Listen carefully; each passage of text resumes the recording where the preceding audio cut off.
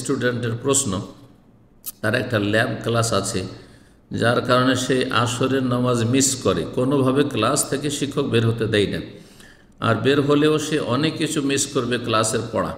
Class শেষ হতে হতে মাগরিব টাইম হয়ে যায়। এখন সে জানতে চাচ্ছে সে কি জোহরের সাথে আসরটাকে পড়ে নিতে পারে, নাকি সে মাগরিবের আগে পড়বে, জোহরের সাথে জমা করবে। এরকম পরিস্থিতিতে জোহরের সাথে আসর জমা করে জামা তাকদিম করবে। বেশ কিছু ক্ষেত্রে জমা জায়েজ রয়েছে,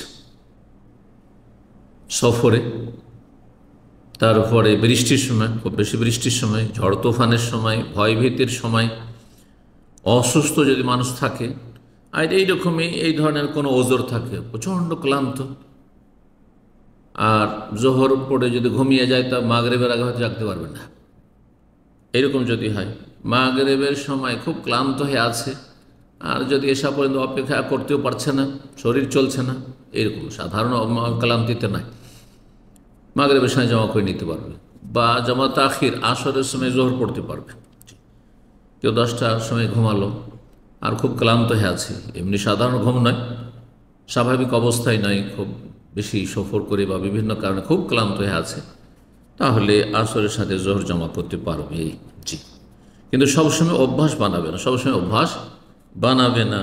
আল্লাহ রাব্বুল আলামিন যেন সালাতের যত্ন নেওয়ার তৌফিক দান করেন।